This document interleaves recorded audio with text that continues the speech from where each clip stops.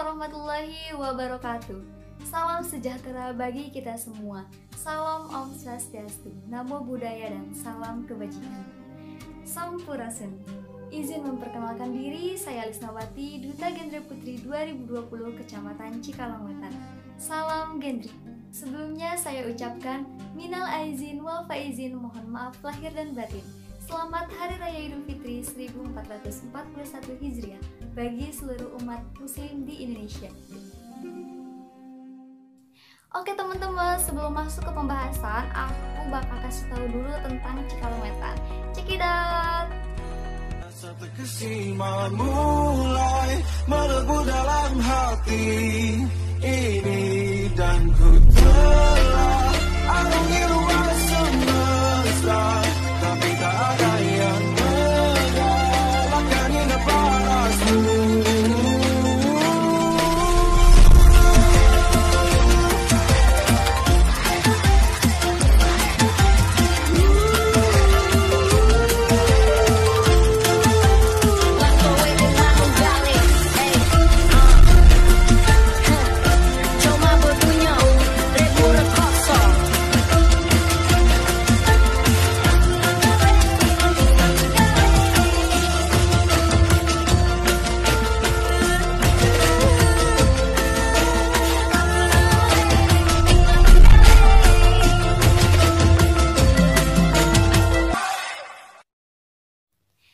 Teman-teman, dimanapun teman-teman berada, semoga sehat selalu dan diberi ketabahan dalam menghadapi COVID-19 di negeri ini.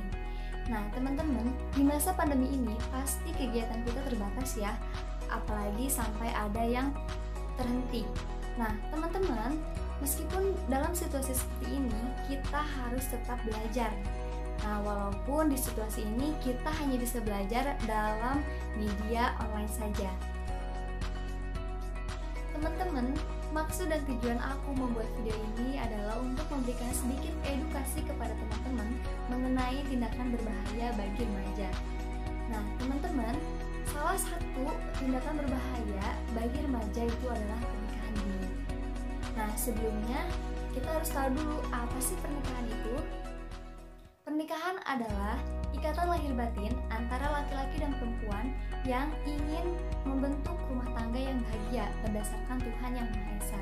Itu menurut Undang-Undang Nomor 1 Tahun 1974. Nah, teman-teman, laki-laki dan perempuan yang akan menjadi sepasang calon suami dan istri yang akan berkeluarga harus mempunyai kesiapan.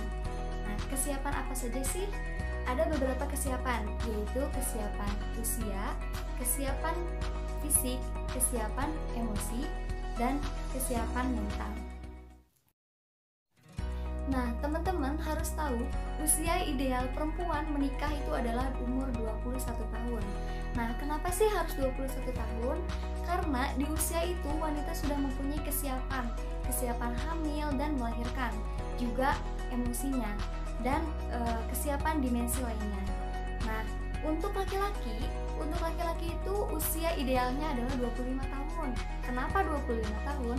Karena di usia itu laki-laki sudah mempunyai kesiapan dalam segi finansial ataupun keuangannya. Jadi ketika di usia 25 tahun laki-laki sudah mempunyai pekerjaan yang matang, yang mapan, sehingga akan mensejahterakan keluarganya. Seperti itu. Nah, kita sudah tahu ya teman-teman, itu pernikahan. Lalu apa sih yang disebut dengan pernikahan dini itu?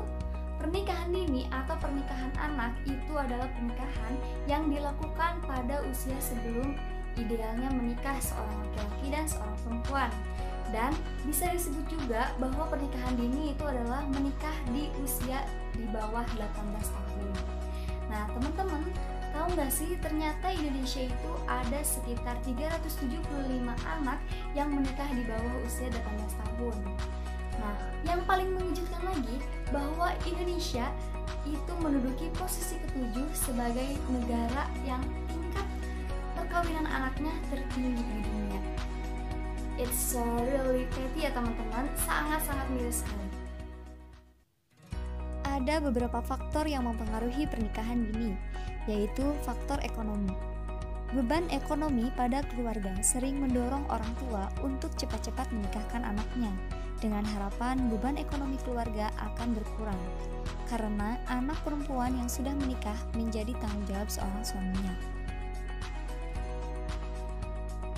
Selanjutnya ada faktor kultural atau budaya. Di wilayah yang dimana perkawinan biasa dilakukan di usia muda, perempuan yang terlambat menikah akan diberi predikat perawan tua. Nah, orang tua pasti tidak mau anaknya disebut sebagai perawan tua. Lalu, faktor pendidikan. Dikarenakan rendahnya pendidikan ataupun pengetahuan orang tua, anak, dan masyarakat, hal ini menyebabkan adanya kecenderungan untuk menikahkan anaknya yang masih di bawah umur dan tidak berpikir panjang tentang akibat dan dampak permasalahan apa yang nanti akan dihadapi. Nah, yang terakhir, faktor yang mempengaruhi pernikahan dini itu adalah untuk menghindari konsekuensi sosial dari kehamilan usia anak. Remaja perempuan yang hamil namun belum bersuami mengalami stigma sehingga lebih baik menikah saja. Nah, sekarang dampaknya apa aja sih dari pernikahan dini? Teman-teman, ada beberapa aspek dari dampak pernikahan dini, yaitu pertama, aspek ekonomi dan sosial. Secara umum, sering mengalami masalah perekonomian dalam mewujudkan ketahanan dan kesejahteraan keluarga karena tidak adanya kesiapan finansial tadi ya teman-teman.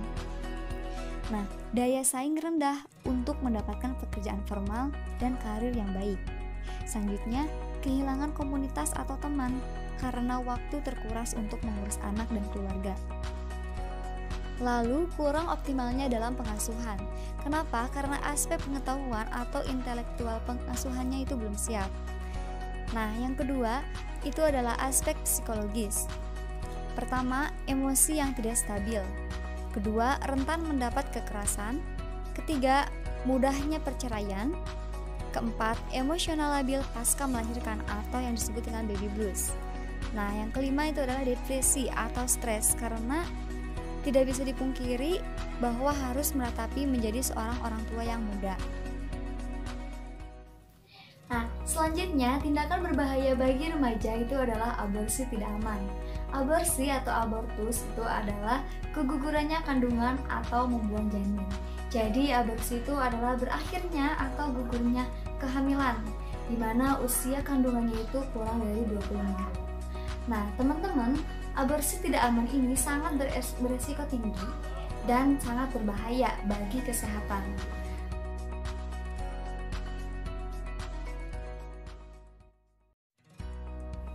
Nah, kali ini aku ngundang sahabat aku buat bercerita tentang temannya yang pernah melakukan aborsi tidak aman. Nah, langsung saja kita sapa sahabatku ya. Halo Nopi. Hai. Nah, teman-teman, perkenalkan ini sahabat aku namanya Nopianti Eka Putri Rahmawati gitu. Halo Nop, gimana kabarnya? Alhamdulillah baik. Alhamdulillah ya baik. Gimana tuh ceritanya teman kamu yang itu?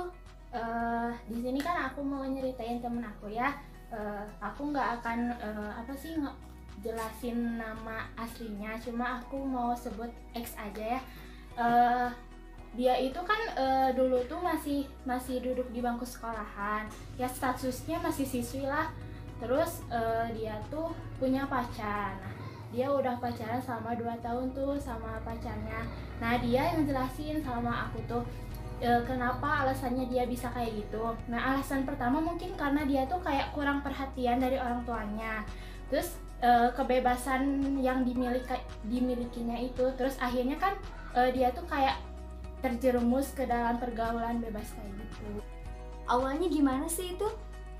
Awalnya biasalah anak remaja gitu, kayak main-main ke villa, cuma dia sama pacarnya sama temen-temennya itu kayak kelewatan batas banget, soalnya main ke villanya itu sambil bawa ya minuman keras. Akhirnya kan sesuatu yang tidak diinginkan pun terjadi gitu kepada mereka.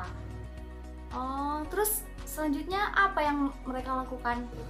Akhirnya kan semenjak dari sana dia tuh kayak sering ya melakukan kayak gitu. Akhirnya sebulan tuh kan si X itu nggak ngalamin menstruasi. Nah, dia tuh kayak menghubungi pacarnya, gimana nih, mau diperiksa atau enggak. Akhirnya si X tuh meriksa dari tes pack aja ya. terus akhirnya positif si hasilnya itu. Nah kan bingung ya, mereka tuh bingung kalau misalnya mereka ngaku mereka bakal dapat sanksi sosial ya dari masyarakat, kayak dijauhin, kayak gimana ya. Akhirnya mereka tuh kayak fix kita harus melakukan aborsi gitu. Terus kan mereka tuh kayak cari-cari info, apalagi si X kan cari informasi di mana sih dukun aborsi yang tepat gitu buat dia datangi. Akhirnya dia datangi dukun aborsi itu di salah satu tempat. Si dukunnya itu kan jadi ngasih saran, gimana kalau misalnya kamu minum obat ini dulu. Nah kata temen aku obatnya itu sangat tidak enak dan harganya itu cukup mahal. Nah setelah minum obat, dukunnya itu kayak mijit perut si X itu kayak beberapa jam lah. Akhirnya terjadi kontraksi selama beberapa jam, tapi setahu aku dari teman aku, kontraksinya itu dari mulai jam 9 malam sampai jam 2 pagi. Nah setelah itu si bayi yang ada di kandungannya itu keluar aja gitu, tapi ya dalam kondisi tidak bernyawa gitu. Terus kata teman aku ke aku sama ke teman-teman yang lainnya, katanya kamu harus jaga jaga diri kamu gitu, jangan sampai terjerumus kayak aku. Dan akhirnya kan dia jadi kesehatannya kan jadi terganggu. Dia akhirnya divonis sama dokter sampai sekarang gak bisa punya anak lagi karena rahim itu tidak bisa mengandung lagi gitu. Jadi dia tuh sering sakit perut, terus tidak bisa hamil lagi selamanya. Itu kan serem banget. Nah teman-teman, dari cerita tadi memang benar, berarti aborsi tidak aman itu dengan menggunakan cara kayak perutnya dipijitin, terus kayak minum-minuman obat yang gak enak, atau kayak ramuan-ramuan gitulah, semacam jamu-jamuan. Nah itu adalah cara-cara yang berbahaya teman-teman buat kesehatan teman-teman. Nah dampaknya juga emang sangat beresiko tinggi seperti apa yang diceritakan oleh Teh Nopi tadi. Nah Teh Nopi terima kasih ya sudah mau berbagi cerita sama kita semua. Jadi sekarang kita udah tahu ya bahwa bahayanya aborsi tidak aman itu sangat-sangat berbahaya. Tuh. Terima kasih Teh Nopi, bye bye. Sama-sama, bye bye. Nah, jadi teman-teman, pernikahan dini dan aborsi tidak aman itu adalah tindakan berbahaya bagi remaja. Nah, di zaman sekarang, kenapa itu sering terjadi? Ya karena kesalahan remaja itu sendiri yang tidak bisa menjaga pergaulannya. Tuh. Nah, remaja saat ini sering sekali menjadikan pernikahan dini dan aborsi tidak aman itu menjadi suatu pilihan. Ketika mereka tidak bisa menikah, maka yang dilakukannya adalah aborsi tidak aman. Dan ketika mereka tidak bisa melakukan aborsi, maka mereka melakukan pernikahan dini. Tuh. Nah, seharusnya mereka tidak boleh menjadikan itu sebagai suatu pilihan. Harusnya kita harus menghindari itu. Dan apa yang harus kita lakukan untuk menghindari hal itu? Yaitu kita harus jaga pergaulan kita, jangan sampai terjerumus kepada hal-hal yang negatif. Nah, terima kasih. Mungkin itu saja dari saya. Wassalamualaikum warahmatullahi wabarakatuh. Bye-bye. Jangan lupa like and share ya teman-teman, khususnya warga Cikalongwetan. Terima kasih.